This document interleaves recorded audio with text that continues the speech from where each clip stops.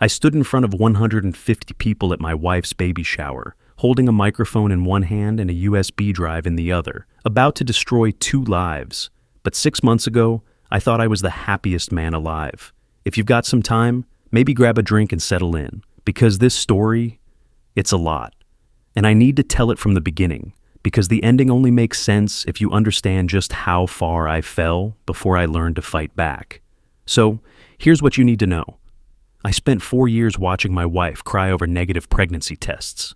We spent $60,000 on IVF treatments that never worked. Then one day, she told me she was finally pregnant, naturally, miraculously. I was overjoyed, until a routine genetic screening proved the baby couldn't possibly be mine. The real father, my cousin Brandon, the guy I'd supported financially for years, the guy I'd treated like a brother. They'd planned the whole thing, the affair, the paternity fraud, the lie they were going to let me live for the rest of my life. So I did what they never expected. I gathered evidence, I planned carefully, and I exposed them both in the most public, devastating way I could imagine. This is the story of how the baby that was supposed to complete my family destroyed everything, and how I took back my life from the people who thought I was too weak to fight back. My name is Michael. I'm 36, I'm an architect, and I live in Portland, Oregon. Well, I live here now alone, but for 8 years I shared this life with my wife Jennifer. Before I tell you about how it all fell apart, I need you to understand how it started, because the beginning is the only reason the ending hurts so much. I lost both my parents in a car accident when I was 22, right in the middle of my junior year at Oregon State. One minute, I was a college kid worried about design critiques and beer pong tournaments, and the next, I was an orphan planning a funeral I couldn't afford. My mom's sister Linda and her husband Rick, they stepped in. They had a son, Brandon, who was 15 at the time, still in high school. They took me into their home that summer, helped me figure out how to finish school, how to access my parents' small life insurance policy, how to keep moving forward when I felt like I was drowning. Brandon looked up to me back then. He'd knock on my door at night, ask me about college, about architecture, about life. I became the older brother he never had, and he became the little brother I never had. That bond, it meant everything to me. It was the only family I had left. I met Jennifer 4 years later at a hospital charity event in 2015. I was there volunteering my time to design a community center, and she was there in her scrubs, an ER nurse with this bright, confident energy that just pulled me in.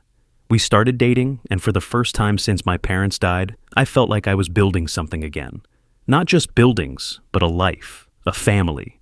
We got married in 2017, small ceremony, just close friends and family. Brandon was my best man. He gave this toast about how I'd always been there for him, how he hoped to be the kind of man I was someday. I remember thinking, this is it. This is what home feels like. The first 3 years of our marriage were good, really good. We bought a house in Northeast Portland, one of those cute craftsman bungalows that needed work but had good bones.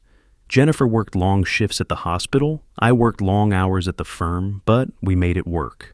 We'd have Sunday dinners with Linda and Rick and Brandon. We'd take weekend trips to the coast. We'd talk about the future, and the future always included kids.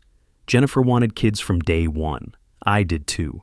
After losing my parents, after feeling like my family had been ripped away, I wanted to build it back. I wanted to be a dad. I wanted to give a kid all the love and stability I'd lost. By year 4, 2020, we started trying. At first it was exciting, spontaneous, hopeful, but month after month, the pregnancy tests came back negative. Jennifer started getting frustrated, then worried, then desperate. We went to a fertility specialist in early 2021. They ran tests on both of us. My sperm count came back slightly low, but the doctor said it was still within normal range, shouldn't be a problem. Jennifer's tests came back fine. The doctor said sometimes it just takes time, but if we wanted to speed things up, we could try IVF. We tried IVF. First round, summer 2021. $18,000, weeks of hormone injections that made Jennifer exhausted and emotional.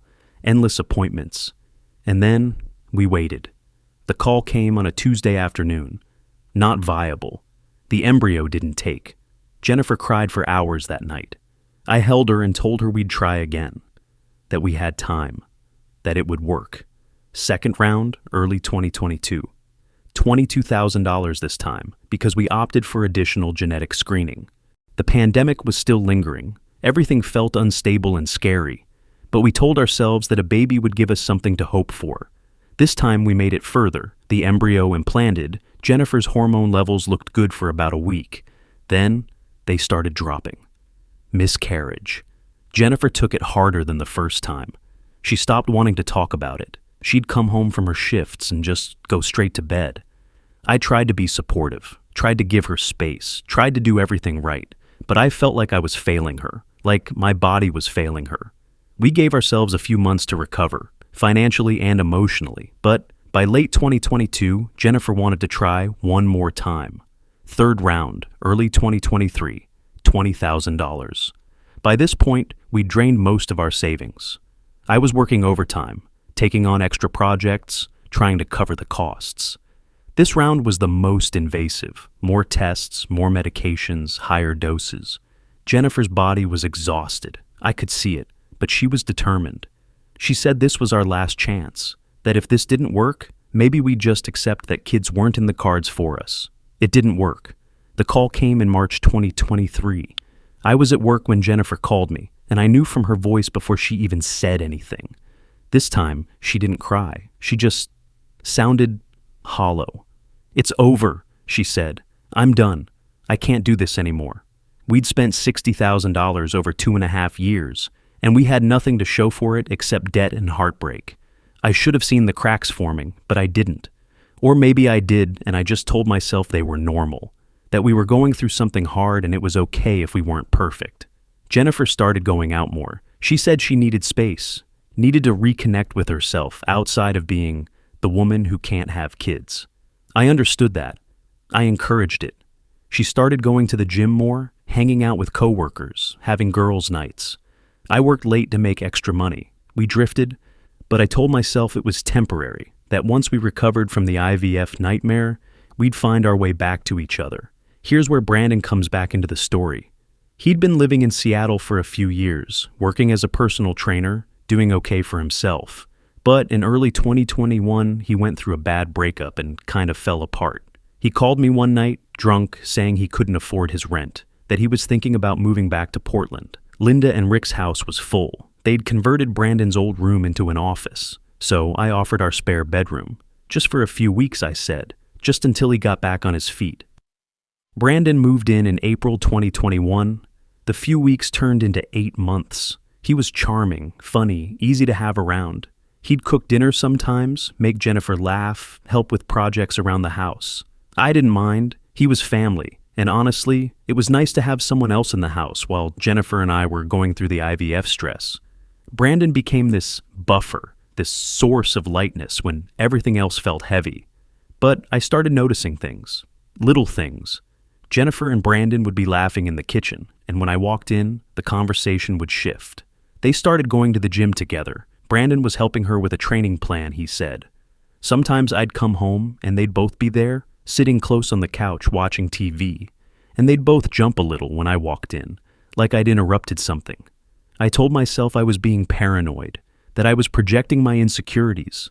Jennifer was my wife, Brandon was my cousin, my brother. They were just getting along. That was good, right? That meant my family was working. I helped Brandon get his personal training certification that fall.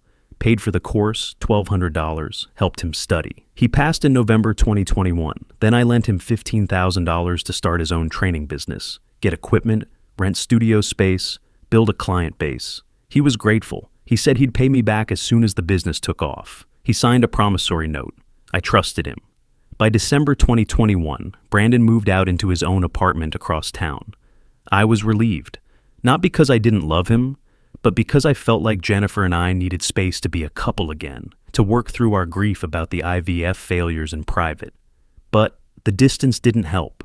If anything, Jennifer seemed more distant after Brandon left. She was on her phone constantly. She started working later shifts. She was always tired. When we did the third IVF round in early 2023 and it failed, I thought that was our rock bottom. I thought the only way from there was up. We'd grieve, we'd heal, we'd maybe start talking about adoption or fostering or just accepting a child-free life. I thought we were going to be okay. I was so wrong. Summer 2023, June, July, August. Jennifer's mood shifted. She seemed lighter, happier. She was going to the gym 4 or 5 times a week. She told me Brandon was helping her train, that working out was helping her process the grief, that she was finally feeling like herself again. I was happy for her. I thought, good, she's healing. We're going to make it through this. I should have seen it then, but I didn't. If you've ever ignored a red flag because looking at it too closely would mean admitting something you're not ready to admit, you know exactly what I mean. I chose to believe the best in people I loved because the alternative was too painful to consider. August turned into September. One evening, early September, Jennifer came home from the gym glowing. She walked into the living room where I was reviewing blueprints for a client project, and she had this look on her face, nervous, excited, scared, hopeful, all at once. "Michael," she said, "I need to tell you something." I looked up. My first thought was that she was leaving me, that she'd finally decided she couldn't stay in a marriage that reminded her of everything we'd failed at. "I'm pregnant." The words didn't register at first. I just stared at her. "I'm pregnant," she said again, and now she was crying, happy tears streaming down her face. "I took 3 tests. I went to the doctor this morning. They confirmed it. I'm 6 weeks pregnant, Michael. I don't know how, but I'm pregnant." I stood up so fast I knocked over my coffee. I didn't even care. I crossed the room and I held her and I cried into her shoulder. And for the first time in 2 years, I felt like maybe, just maybe, we were going to get the family we dreamed of. After everything, after the money, the pain, the grief, the distance, it had happened naturally, a miracle, she called it. And I believed her. I had no idea that was the last normal day of my life. The next few weeks were a blur of joy. I called Linda and Rick. They cried. I called Brandon. He sounded weird on the phone, quiet, awkward. But I figured he was just surprised. We started making plans. I bought pregnancy books, started researching nurseries, picked out paint colors for the spare bedroom. Jennifer seemed happy, but also stressed, which I figured was normal. First trimester, hormones, all of that. October came. We had our first ultrasound at 8 weeks. Seeing the heartbeat on that screen, I can't even describe it. Jennifer squeezed my hand so hard it hurt. The technician smiled and printed out pictures. We left that appointment, and I felt like I was walking on air. But Jennifer was quiet in the car ride home. When I asked if she was okay, she said she was just overwhelmed, that it felt surreal after trying for so long. I didn't push. I just held her hand and told her everything was going to be okay. Late October, we had another appointment.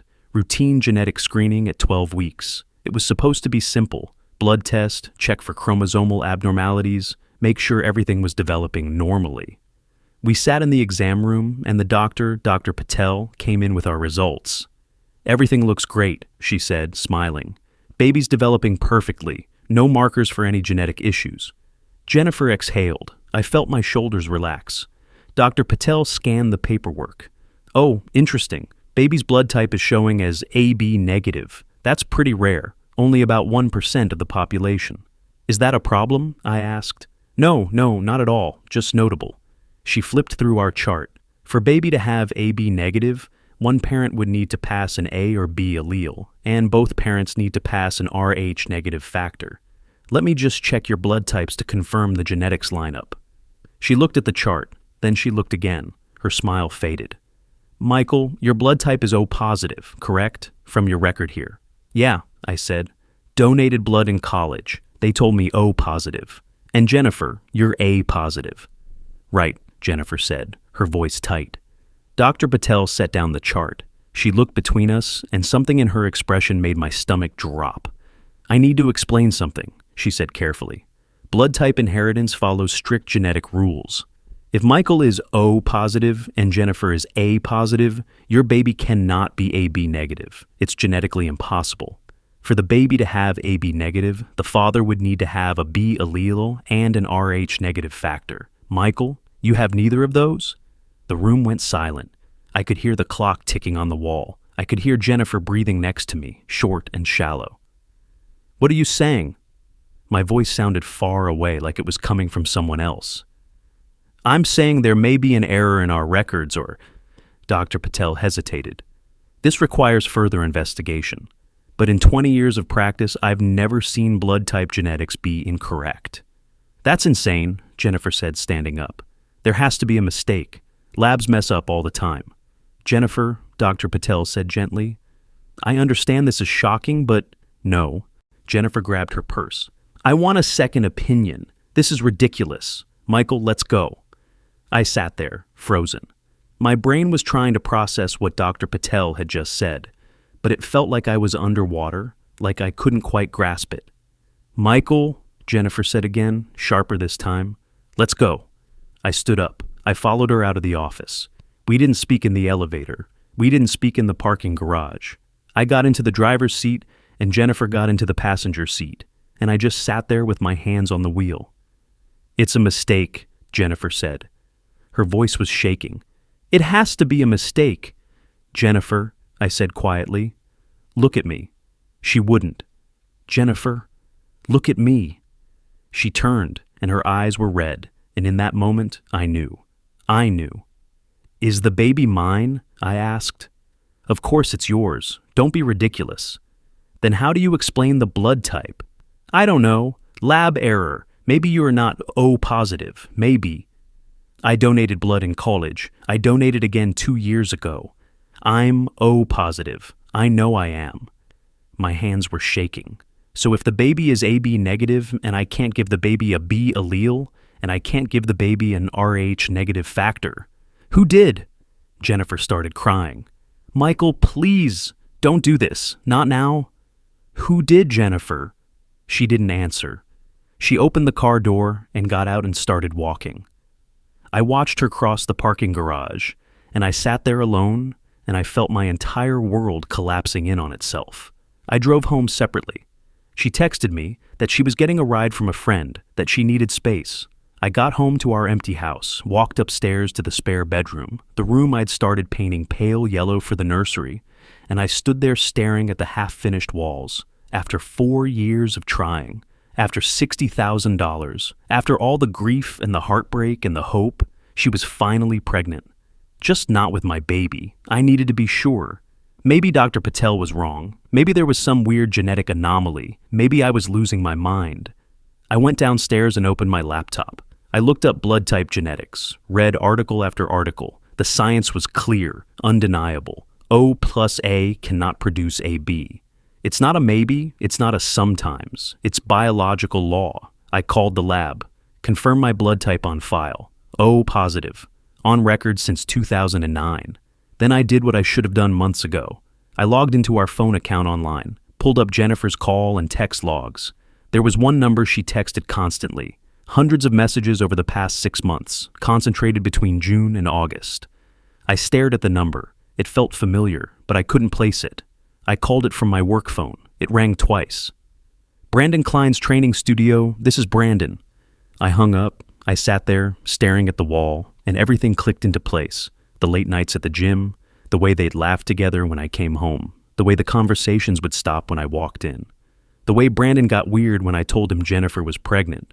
June, July, August. That's when Jennifer got pregnant. That's when she was going to the gym 4-5 times a week.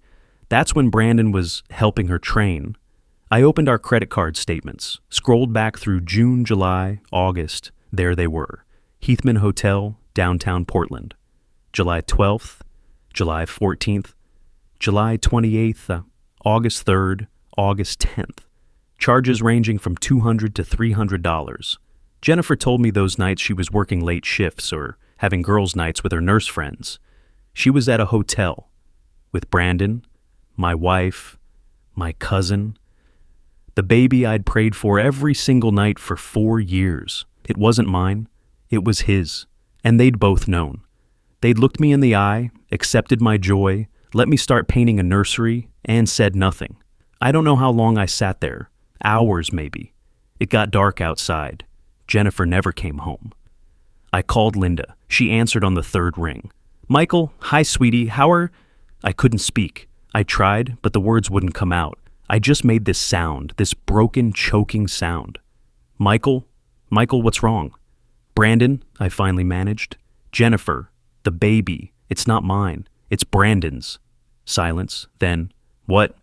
I told her everything. The blood test, the hotel receipts, the phone records. By the end, we were both crying. "Oh my God," Linda kept saying. "Oh my God, Michael, I'm so sorry. I had no idea. Brandon would never, how could he?" "I have to go," I said, and I hung up. I turned off my phone. I sat in the dark living room, in the house I'd bought for the family I thought I was building, and I let myself break completely. I cried until I couldn't breathe. I punched the couch cushions until my knuckles hurt. I went upstairs to that half-painted nursery, and I kicked over the paint cans and watched yellow paint spread across the floor, and I put my fist through the drywall. Then I sat down in the paint and the dust, and I cried some more, because what else was there to do? But somewhere around 3 a.m, sitting there in that destroyed room, something shifted. The crying stopped. The rage burned itself out. And what was left was clarity. Cold, sharp, undeniable clarity. They'd done this to me, Jennifer and Brandon. They'd betrayed me in the worst possible way. They'd taken the thing I wanted most in the world, a family, and they'd turned it into a weapon. They'd planned to let me raise Brandon's child as my own. They'd planned to let me live in that lie forever. And I realized I was done being the victim. I was done being the nice guy, the understanding husband, the generous cousin.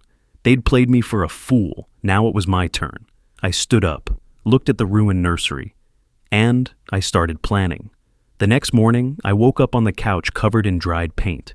My phone had 17 missed calls: Jennifer, Brandon, Linda, Jennifer's mom. I ignored all of them. Instead, I called my family lawyer, Steve Cohen. He'd handled my parents' estate back when they died. He was the only person I trusted with this. "Steve," I said when he answered, "I need to see you today. It's urgent." We met at his office that afternoon. I walked him through everything: the blood test, the affair, the evidence. Steve listened, took notes, and when I finished, he leaned back in his chair. "Michael, I'm so sorry. I can't imagine. I want a divorce," I said, "and I want to make sure they can't hurt me any more than they already have." "Oregon is a no-fault divorce state," Steve said. "But infidelity can impact asset division, especially if there's evidence of financial misconduct or deception. The paternity fraud angle is trickier. It's hard to prove intent, and criminal prosecution is rare, but civilly, you have a strong case." "I don't just want a divorce," I said. "I want everyone to know what they did." Steve's expression shifted. "Michael, I understand you're angry, but revenge can backfire. It can make you look—" "I don't care how I look," I said. "They took 4 years of my life. They took $60,000. They took my hope. And they were going to take my future and turn it into a lie. I'm not going to let them walk away from this quietly." Steve studied me for a long moment. Then he nodded. "Okay, let's talk strategy." Over the next 2 weeks, I became someone I didn't recognize. I was meticulous, methodical, cold. I filed for divorce, citing irreconcilable differences, but not yet disclosing the affair. I opened a separate bank account and moved half our joint savings into it. I changed every password to every account I had. I got tested for STDs. Thank God, all negative. I started going to therapy with Dr. Sarah Kim, a trauma specialist Linda recommended, and I gathered evidence, so much evidence. Jennifer had kept her old laptop, the one she'd stopped using when she got a new one from the hospital last year. She didn't know I had the admin password. I logged in, recovered her deleted text messages, and there they were. Months of conversations between her and Brandon, starting in June 2023. June 15th, Jennifer to Brandon. "Today was amazing. I can't stop thinking about you." Brandon to Jennifer, same, but we have to be careful. Michael can't know. July 3rd, Jennifer to Brandon. "I feel so guilty, but when I'm with you, I feel alive again." July 20th, Jennifer to Brandon. "What if he finds out?" Brandon to Jennifer. "He won't. He trusts us too much." August 8th, Jennifer to Brandon. "I'm late." Brandon to Jennifer. "What do you mean late?" Jennifer. "My period. I'm late." Brandon. "Shit, are you serious?" Jennifer. "I'll take a test, but if I'm pregnant, is it yours or his?" Brandon. "When did you last—" Jennifer. "With Michael, like 2 months ago, maybe more. We haven't really been physical. If I'm pregnant, it's probably yours." August 12th, Jennifer to Brandon. "It's positive. I'm pregnant." Brandon. Fuck, what are we going to do? Jennifer: I don't know.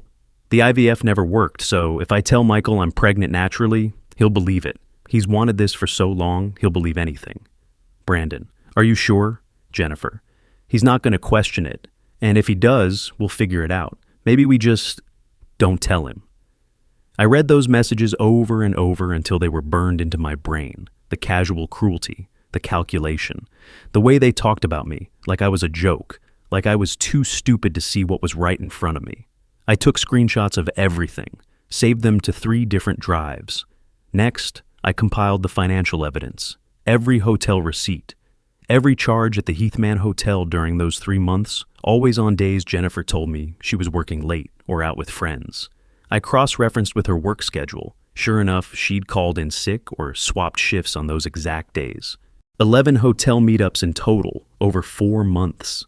Thousands of dollars spent on this affair, charged to our joint credit card. Money I'd earned working overtime to pay off our IVF debt. I found the Venmo payments I'd sent Brandon over the past 2 years. $15,000 total, including the $12,000 he still owed me from the business loan. He'd signed a promissory note. That was legally binding. I got copies of the genetic screening report from Dr. Patel's office. I had an independent lab confirm the blood type analysis. Baby was AB negative, I was O positive, Jennifer was A positive. Genetically impossible. The lab also noted that Brandon Klein's blood type was on file from when he'd donated plasma in college. AB negative. Perfect match. I built my case like I was designing a building. Every piece had to fit. Every detail had to be precise. No room for error. Jennifer kept trying to reach me. She'd text, "Michael, please, we need to talk. I'm sorry. I made a mistake. I love you." She'd call and leave voicemails. "Please don't shut me out. I know you're hurt, but we can work through this. For the baby. For the baby that wasn't mine." I started responding after a week of silence, but I played a role. I was the hurt husband who wanted to try. I suggested couples therapy. Jennifer jumped at it, desperate to keep me from leaving. She thought if she could get me into a room with a therapist, she could spin the story, make me seem like the problem, convince me to stay. She had no idea I'd already briefed my therapist on the entire situation.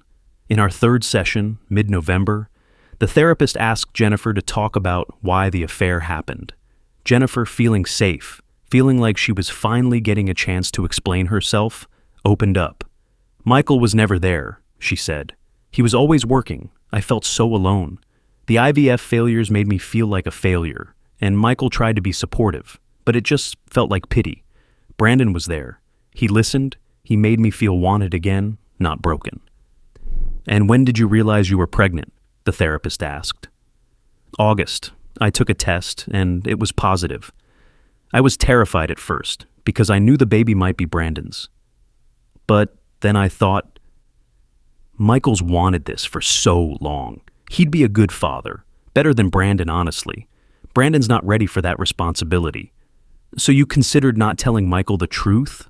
Jennifer hesitated. Then, "Yes, I considered it.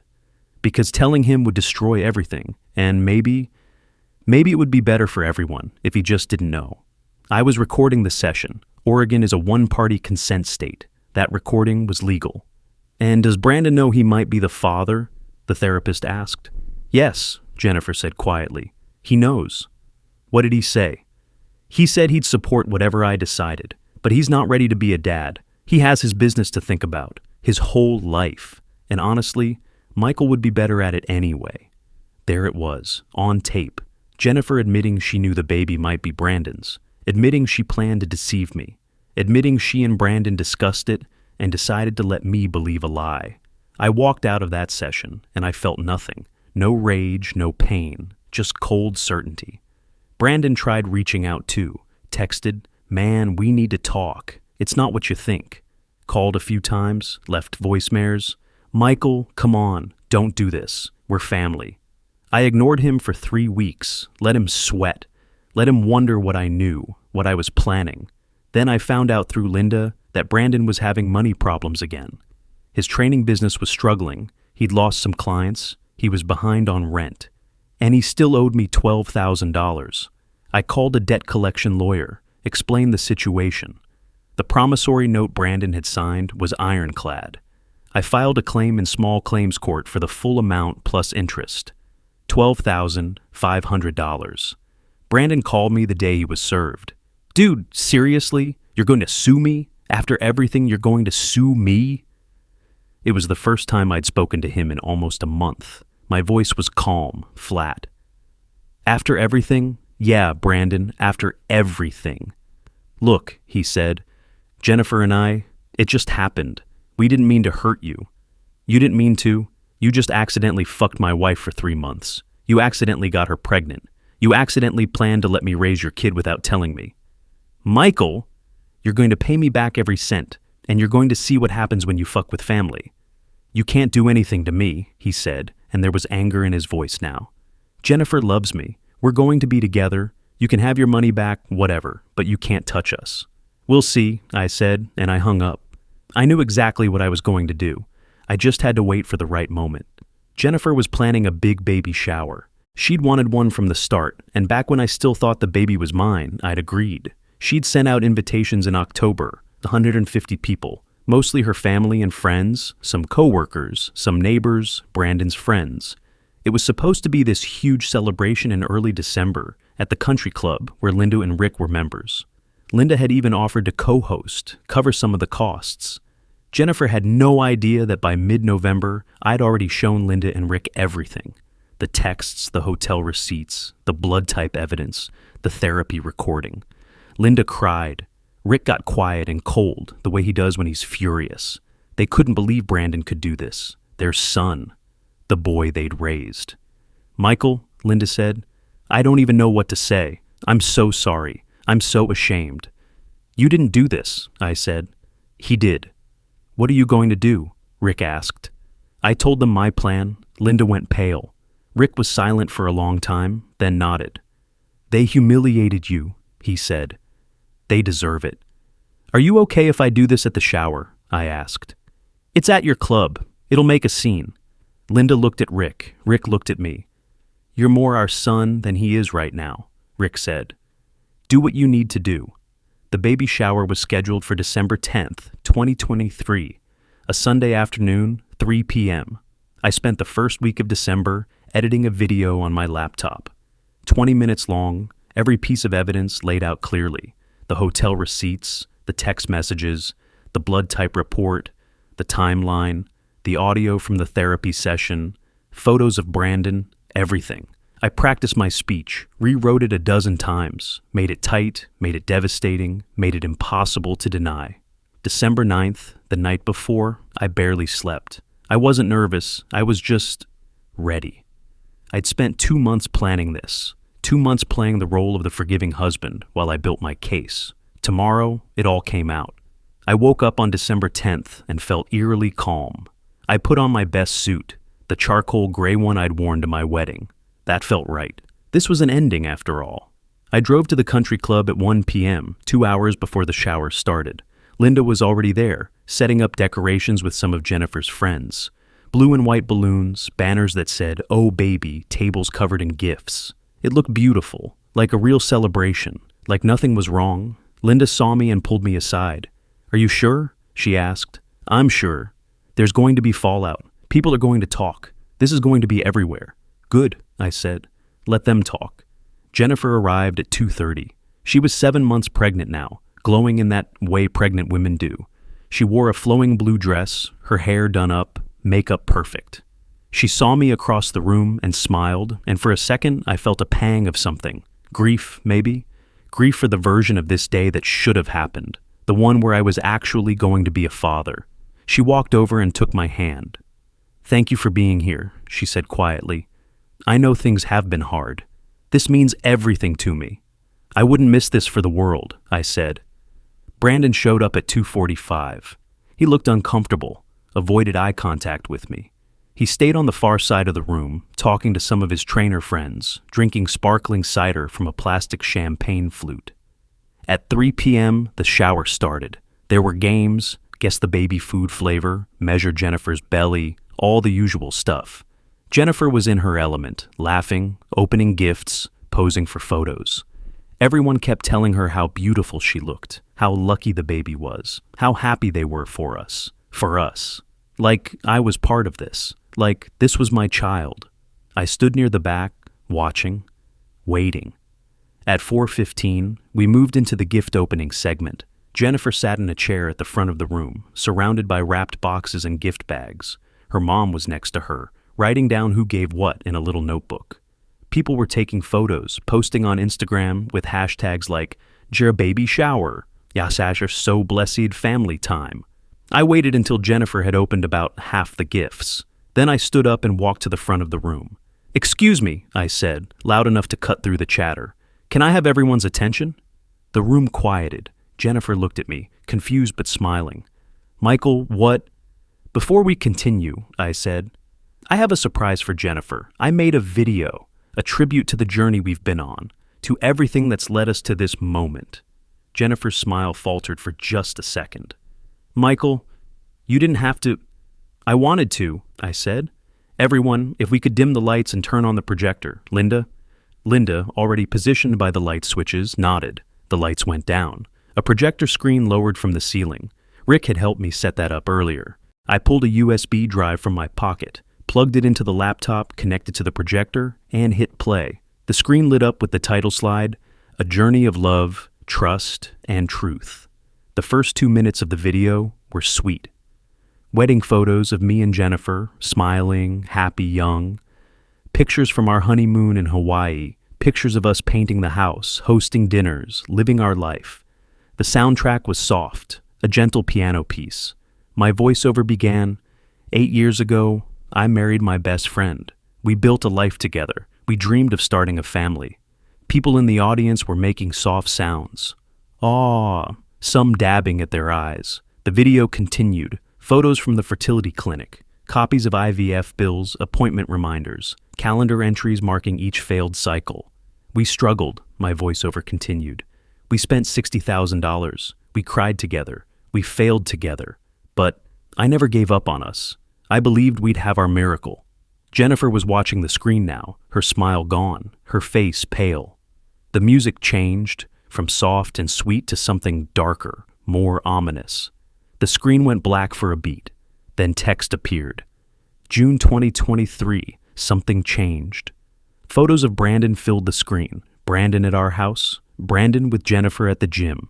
Timestamps from social media posts, cross-referenced with our calendar.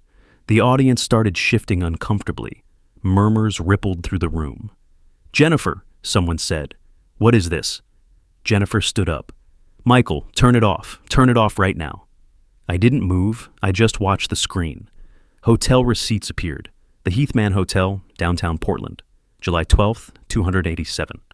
July 14th, $312. July 28th, $265. August 3rd, $294. August 10th, $281. Text overlays appeared next to each receipt. July 12th, 2023. Jennifer told me she was working a late shift. July 28th, 2023. Jennifer told me she had girls' night. August 3rd, 2023. Jennifer told me she was at a work training. She was at the Heathman Hotel with someone else.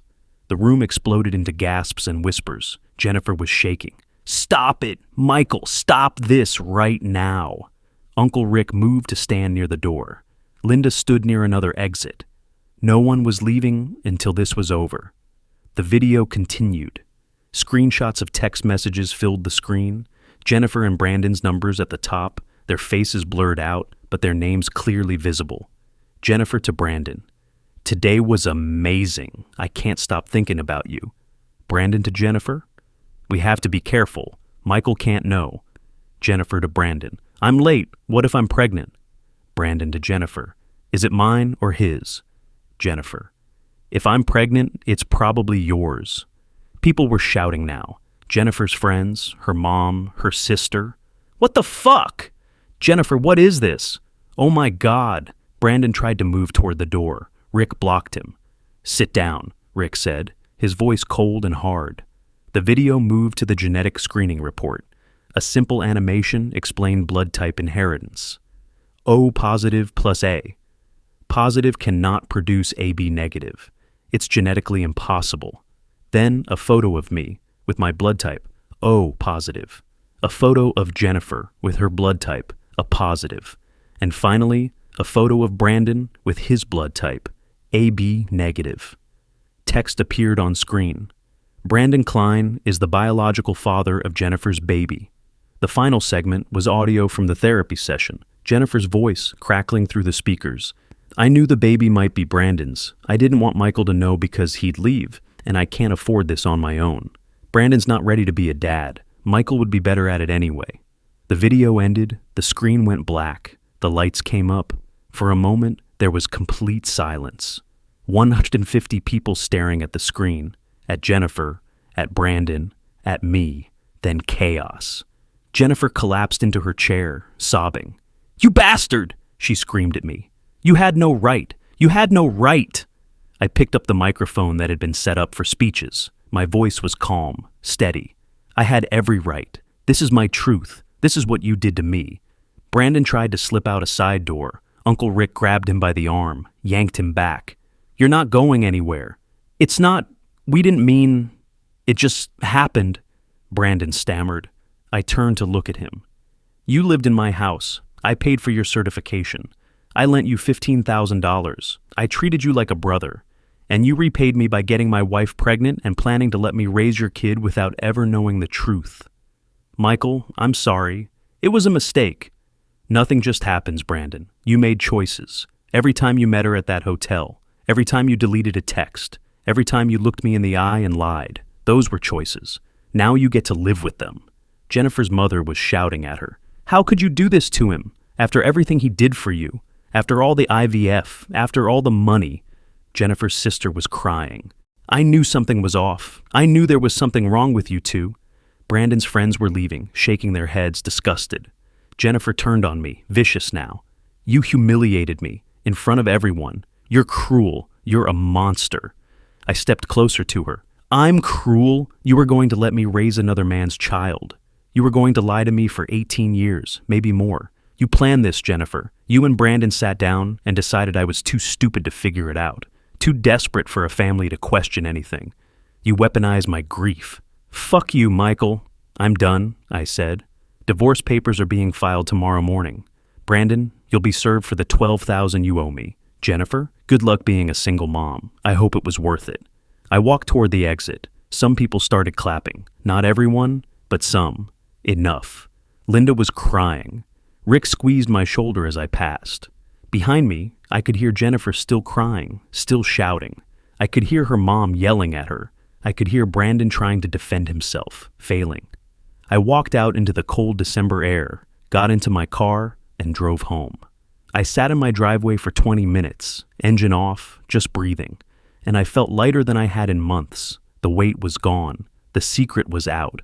Everyone knew. Everyone knew what they'd done to me, and there was no taking it back, no spinning it, no hiding it. I didn't feel guilty. I felt free. The next 3 days were a blur. My phone didn't stop. Messages from friends, from coworkers, from people I barely knew. Some were supportive. "Dude, I had no idea. That took guts. I'm so sorry." Some were angry. "You're a monster for humiliating a pregnant woman." Some were just curious, wanting details, wanting gossip. Someone at the shower had recorded the video on their phone. By Monday morning, it was all over local social media. Portland baby shower revenge was trending in local Facebook groups, on Reddit, on neighborhood forums. The video wasn't uploaded in full, thank God, but screenshots were everywhere. People were debating it. Was I justified? Did I go too far? Was public humiliation ever okay? I didn't engage. I stayed off social media. I let my lawyer handle everything. Jennifer stayed at her mother's house. She tried to have her lawyer threaten me with a defamation suit, but her lawyer told her she didn't have a case. Truth is an absolute defense. Everything I showed in that video was factual, documented, provable. Brandon disappeared, stopped answering calls, shut down his social media accounts. Linda told me he was having panic attacks, that he'd checked himself into an ER one night because he thought he was having a heart attack. It was anxiety, they said. They gave him Xanax and sent him home. A small part of me felt bad, but mostly I didn't. They'd made their choices. They'd known the risks. They'd just never thought they'd get caught. The fallout spread fast. Jennifer's family turned on her. Her mother, who'd initially tried to defend her, saw the full evidence and stopped speaking to her. Her sister posted on Facebook about how betrayal runs deep, and some people don't deserve forgiveness.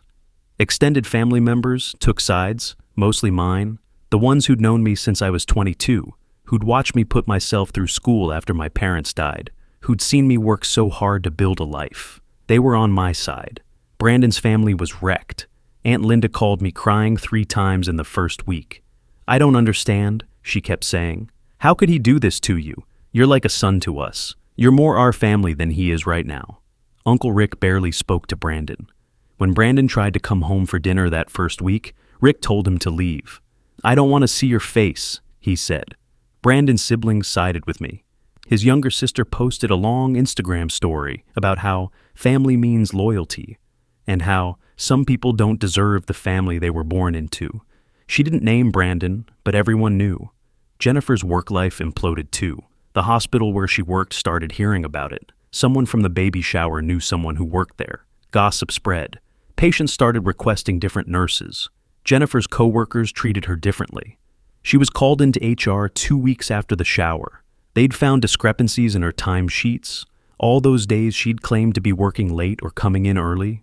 Cross-referenced with gym check-in records and hotel timestamps, it turned out she'd been lying. She'd been clocking hours she wasn't actually working, meeting Brandon instead.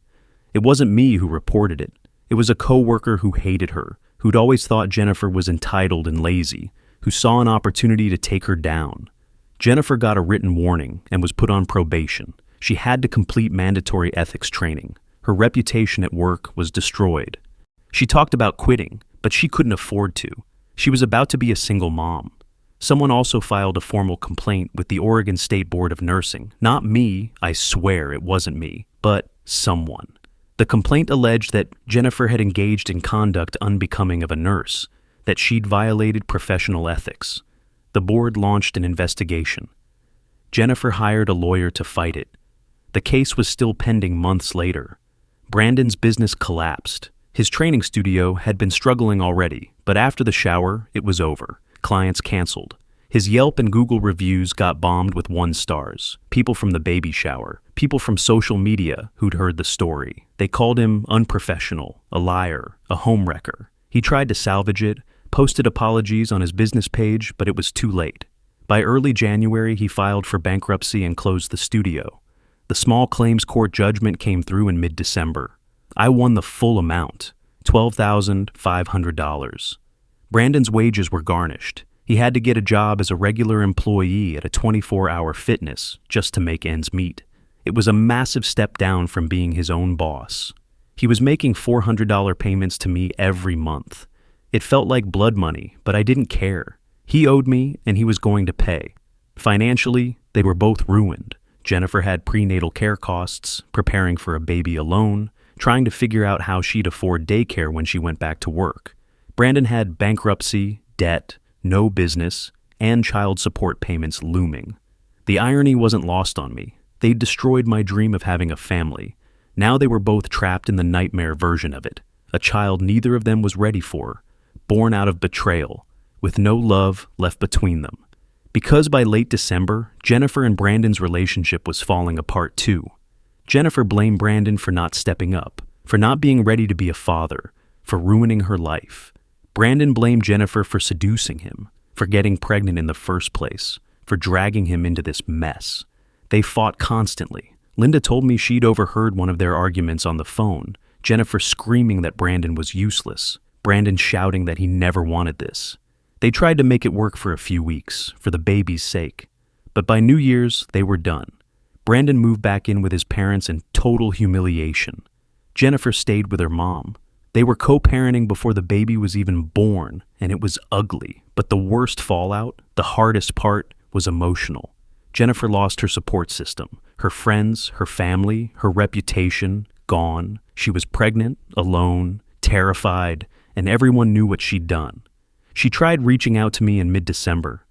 "Michael, please, I'm sorry. I know you hate me. But this baby is coming, and I'm scared. I can't do this alone. Can we talk?" I didn't respond. She tried again. "I made a mistake, a huge, terrible mistake. But I'm going to be a mother. Please don't punish the baby. The baby that wasn't mine. The baby that was never going to be mine. I told my therapist about the messages. She's asking me to help raise Brandon's child. After everything, she wants me to step up and be the hero. And how does that make you feel? Dr. Kim asked. Like she thinks I'm an idiot. Like she still thinks I'll save her. Do you feel any responsibility toward the baby? I thought about it for a long time. No, I said finally. That baby isn't my problem. And saying that out loud makes me feel like a monster. But it's the truth. You're not a monster, Michael. You're someone who's been deeply hurt, and you're protecting yourself. That's not cruelty. That's survival. Brandon was falling apart too. Aunt Linda told me he was barely functioning. He'd lost his business, his income, his identity. He was depressed, isolated. He'd had 2 more panic attacks in December. His relationship with his parents was destroyed. His friends had distanced themselves. In early January, Aunt Linda called me. She was crying. Michael, I know what Brandon did is unforgivable. I know he hurt you in the worst way possible. But he's my son, and he's falling apart. I'm watching him spiral, and I don't know how to help him. What do you want me to do? I asked. I don't know. I'm asking you to think about whether this is enough, whether the revenge has run its course. People are still harassing him online. He's getting threats. His mental health is, Michael, I'm scared for him. I sat with that for a long time after we hung up. Did I go too far? I'd wanted them to face consequences, and they had. In every possible way, socially, financially, emotionally, they'd been destroyed. Jennifer was about to be a single mom with no support system. Brandon was bankrupt and broken. I'd won. I'd exposed them. I'd taken back my power.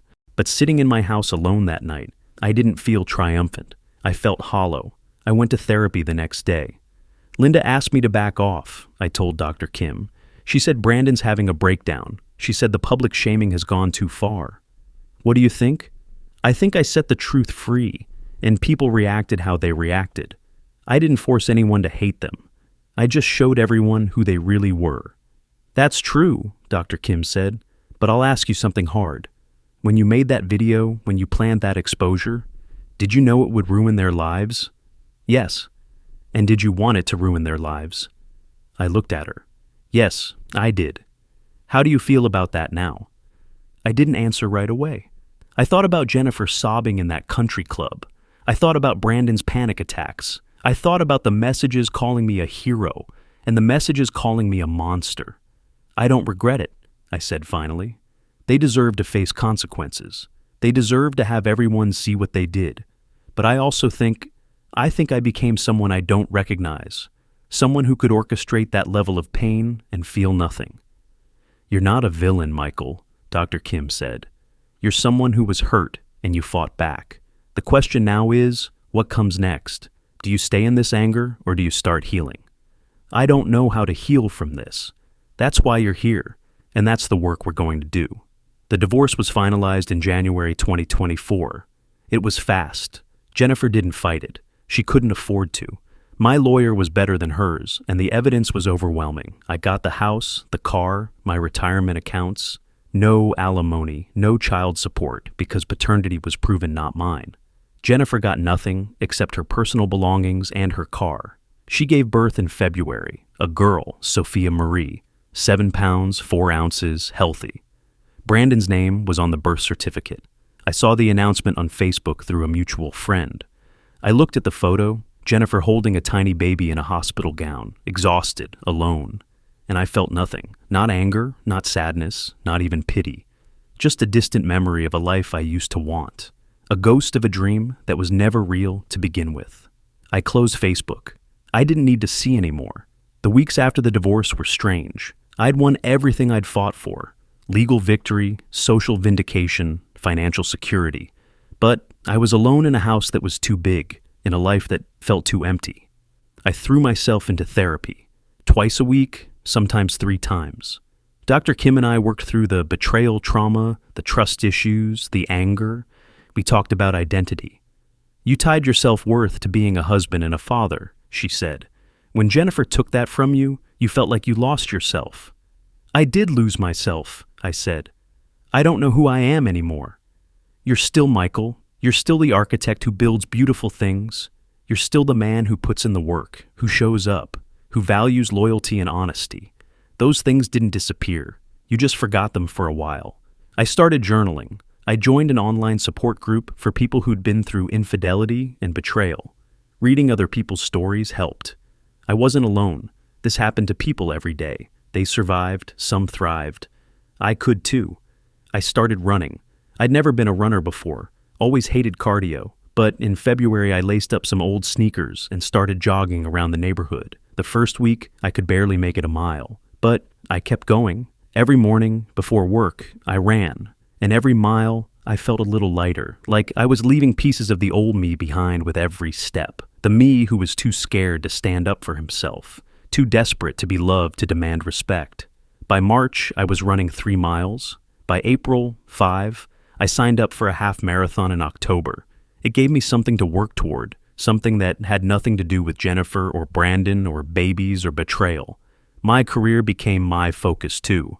I'd always loved architecture, but during the marriage I'd treated it like just a job, something to pay the bills, to fund the IVF, to keep us afloat.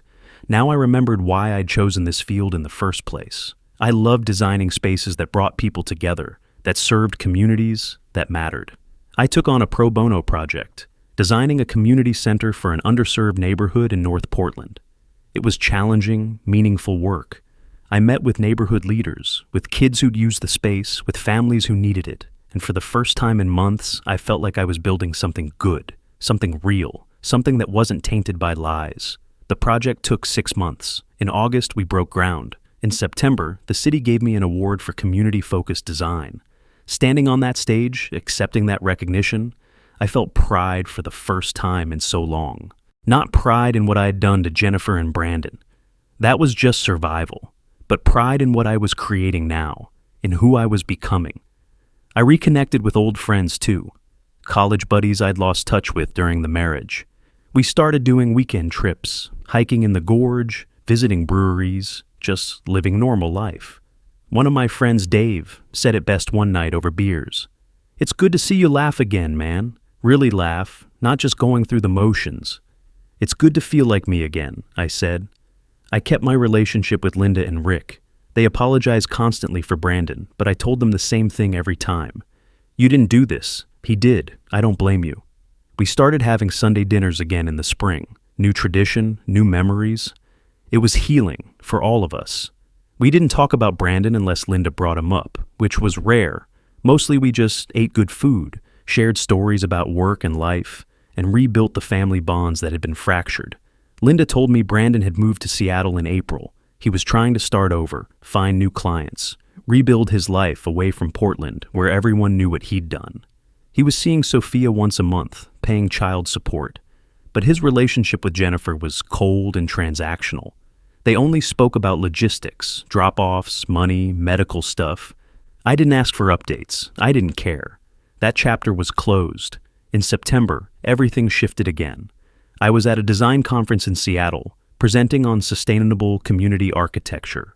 After my panel, I was standing by the coffee station, checking my phone, when someone tapped me on the shoulder. That was a really great talk. The section about biophilic design, brilliant. I turned around. She was about my age, maybe a year or two younger, with dark hair pulled into a ponytail and paint-stained jeans. She had this warm, easy smile. "Thanks," I said. "I'm glad someone stayed awake through it." She laughed. "I'm Emily, landscape architect. I'm always looking for people who get that buildings and nature should work together, not against each other." "Michael," I said, shaking her hand. "And yeah, that's kind of my whole philosophy." We talked for 20 minutes by the coffee station, then an hour over lunch, then 3 more hours at the hotel bar that night. Emily was smart, funny, passionate about her work. She lived in Seattle, worked for a firm that specialized in urban green spaces. She was recently divorced, 2 years ago, amicable split, no kids. "What about you?" she asked. "Married?" "Divorced," I said. "Recently. It was, complicated." "It always is," she said, and she didn't push for details. We exchanged numbers before I left Seattle. She texted me a few days later.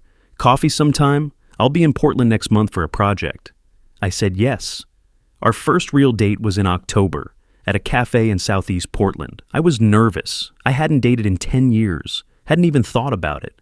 I didn't know if I was ready, but Emily made it easy. We talked about design, about cities we wanted to visit, about our favorite hiking trails.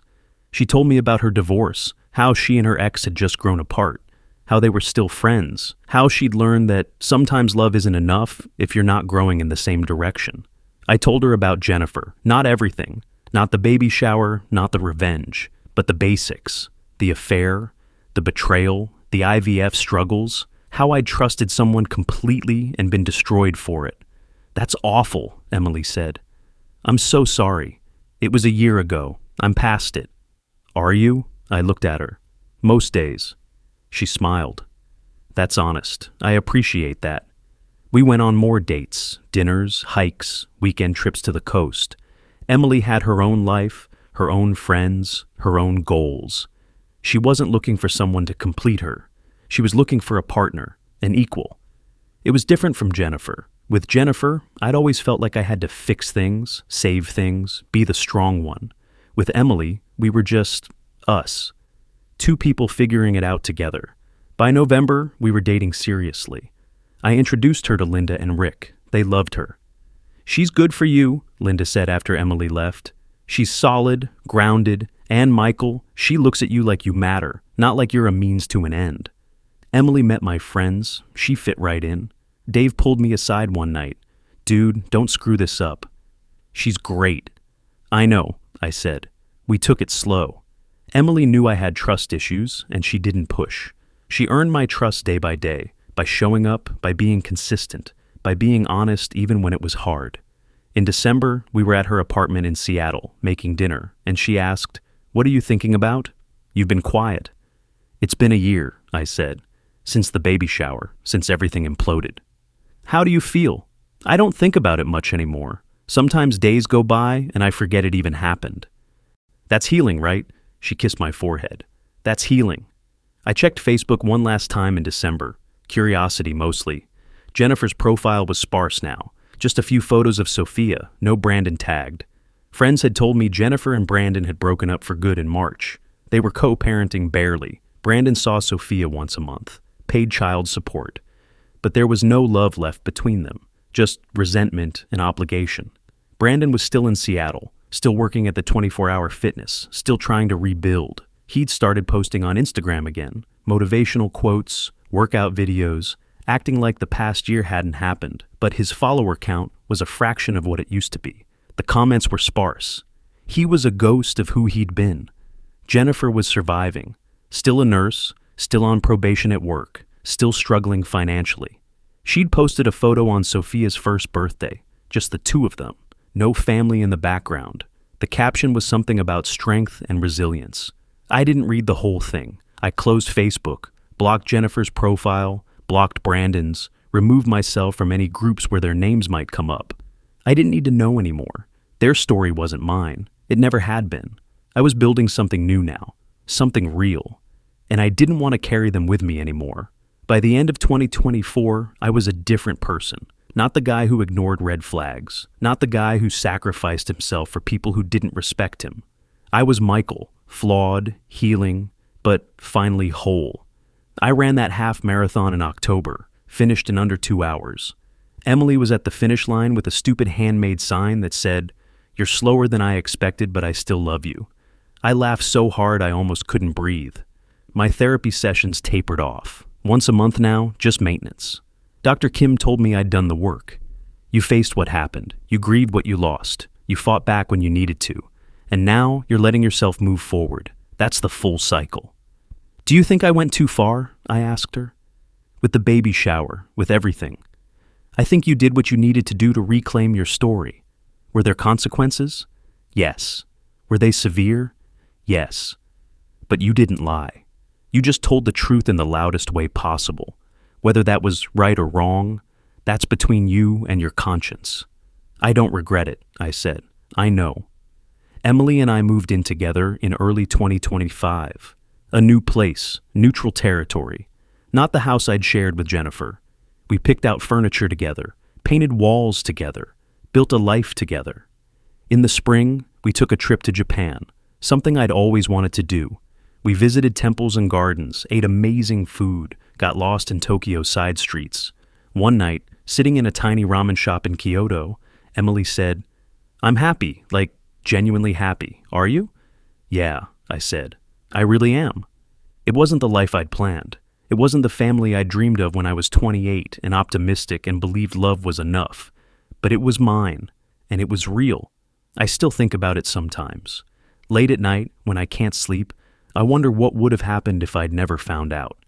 If Dr. Patel hadn't mentioned the blood type, if I'd raised Sophia as my own, never knowing she wasn't mine, would I have been happy? Would it have been enough? I don't know. Maybe. Or maybe I would have spent years living a lie, and the truth would have come out eventually, and it would have been even worse. All I know is this: I thought we were building a family. Turns out I was the only one who believed that. Jennifer and Brandon weren't building anything. They were just taking my money, my trust, my hope, and they would have kept taking if I'd let them, but I didn't let them. People ask me if I regret how I handled it. The baby shower, the exposure, all of it. Honestly, no. They made choices. I made mine. I chose honesty over silence. I chose myself over being nice. I chose to fight back instead of fading away quietly.